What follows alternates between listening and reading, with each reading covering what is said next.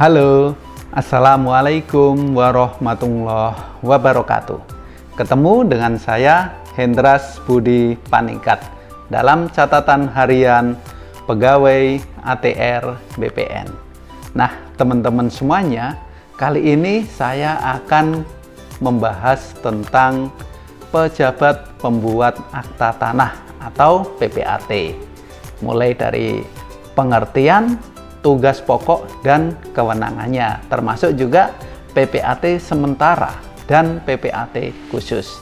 Nah, rujukan yang saya gunakan yaitu menggunakan Peraturan Pemerintah Nomor 37 Tahun 1998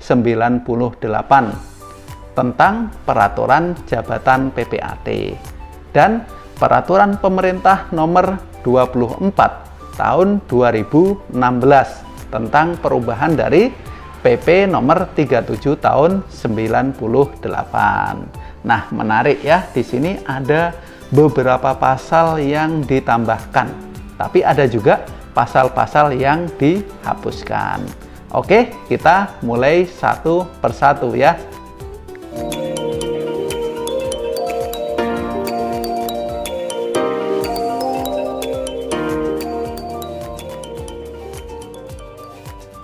Nah, teman-teman semuanya, apa sih yang dimaksud dengan pejabat pembuat akta tanah atau PPAT?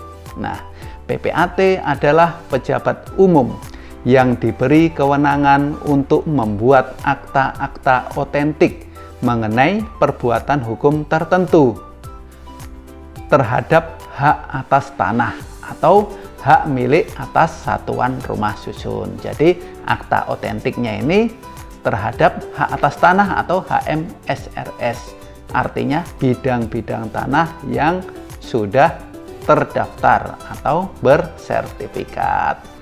Nah, sedangkan PPAT sementara adalah pejabat pemerintah yang ditunjuk karena jabatannya untuk melaksanakan tugas PPAT dengan membuat akta PPAT di daerah yang belum cukup terdapat PPAT.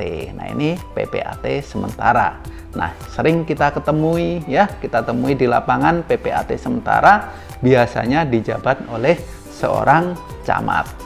Lalu, apa sih yang dimaksud dengan PPAT khusus? Nah, teman-teman semuanya, PPAT khusus adalah pejabat Badan Pertanahan Nasional yang ditunjuk karena jabatannya untuk melaksanakan tugas PPAT dengan membuat akta PPAT tertentu khusus dalam rangka pelaksanaan program atau tugas pemerintah tertentu. Nah, PPAT khusus ini biasanya dijabat oleh seorang kepala kantor pertanahan. Nah, selanjutnya kita masuk pada pengertian akta PPAT.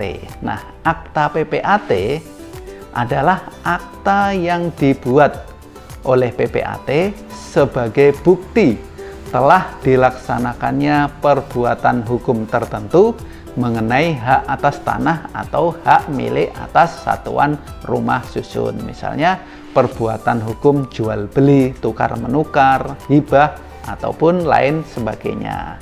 Sedangkan protokol PPAT adalah kumpulan dokumen yang harus disimpan dan dipelihara oleh PPAT yang terdiri dari daftar akta, akta asli, warkah pendukung akta, arsip laporan, agenda, dan surat-surat lainnya. Lalu warkah. Nah, apa sih warkah? Warkah adalah dokumen yang dijadikan dasar pembuatan akta oleh PPAT. Jadi PPAT juga punya warkah-warkah tersendiri yang harus disimpan dan dipelihara oleh PPAT tersebut.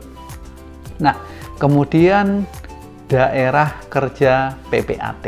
Nah, daerah kerja PPAT adalah suatu wilayah yang menunjukkan kewenangan seorang PPAT untuk membuat akta mengenai hak atas tanah dan hak milik atas satuan rumah susun HMSRS yang terletak di dalamnya. Jadi PPAT itu punya wilayah kerja ya, punya daerah, tidak berlaku secara nasional. Nah, teman-teman semuanya, selanjutnya kita masuk pada tugas pokok dan kewenangan PPAT. Nah, di sini PPAT bertugas atau memiliki tugas pokok melaksanakan sebagian kegiatan pendaftaran tanah ya, sebagian kegiatan pendaftaran tanah dengan membuat akta sebagai bukti telah dilakukannya perbuatan hukum tertentu mengenai hak atas tanah ya, mengenai hak atas tanah atau hak milik atas satuan rumah susun HMSRS yang akan dijadikan dasar bagi pendaftaran perubahan data pendaftaran tanah yang diakibatkan oleh perbuatan hukum itu. Nah, di sini dijelaskan PPAT melaksanakan sebagian kegiatan tetapi belum bersifat final atau belum bersifat terakhir ya, karena akta yang dibuat oleh PPAT itu dijadikan dasar bagi pendaftaran perubahan data pendaftaran tanah atau pemeliharaan data pendaftaran tanah. Misalnya akta jual beli itu dikeluarkan atau dibuat oleh PPAT, dan akta jual beli itu dijadikan dasar untuk kegiatan apa? Kegiatan peralihan hak atau balik nama. Misalnya teman-teman semuanya membeli sebidang tanah, tanah tersebut sudah bersertifikat, nah, sudah terdaftar kategorinya sebagai hak atas tanah, atau beli sebuah apartemen yang sudah bersertifikat dengan sertifikat hak milik atas satuan rumah susun, maka dibuatlah akta jual beli. Nah, kemudian dari akta jual beli tersebut dijadikan dasar untuk dilakukan balik nama di kantor pertanahan. Jadi kesimpulannya PPAT adalah mitra dari Kementerian ATR BPN untuk tugas-tugas pemeliharaan data pendaftaran tanah atau layanan pendaftaran tanah yang bersifat derivatif ataupun turunan. Jadi itulah mengenai tugas pokok PPAT ya, aktanya seperti apa. Nah, selanjutnya perbuatan hukum ya, perbuatan hukum atas hak atas tanah ataupun HMSRS tersebut terbagi sebagai berikut ya, teman-teman semuanya. Yang pertama, jual beli ya, produknya akta jual beli. Yang kedua, tukar menukar, produknya akta tukar menukar. Terus yang ketiga, hibah, produknya akta hibah. Terus yang keempat, perbuatan hukum pemasukan ke dalam perusahaan atau impreng, produknya juga akta pemasukan ke dalam perusahaan. Terus yang kelima, pembagian hak bersama, misalnya suatu bidang tanah warisan, subjeknya diwariskan ke seluruh ahli waris, nanti baru ada pembagian hak bersama, dibuatlah yang namanya APHB ya, akta pembagian hak bersama. Itu dijadikan dasar untuk kegiatan pendaftaran tanah berikutnya, balik namanya. Terus yang keenam, pemberian hak guna bangunan atau hak pakai di atas hak milik. Nah, ini kita menganut azas pemisahan horizontal. Bisa saja ada hak guna bangunan atau hak pakai tetapi di atas hak milik, banyak contohnya, dan ini juga merupakan suatu perbuatan hukum dan harus dibuatkan akta oleh PPAT. Lalu yang ketujuh, pemberian hak tanggungan. Nah, ini juga ada aktanya, akta hak tanggungan ya, APHT. Terus pemberian surat kuasa membebankan hak tanggungan SKMHT. Nah, ini ada 8 tugas pokok kewenangan PPAT mengenai perbuatan-perbuatan hukum terhadap hak atas tanah ataupun hak milik atas satuan rumah susun.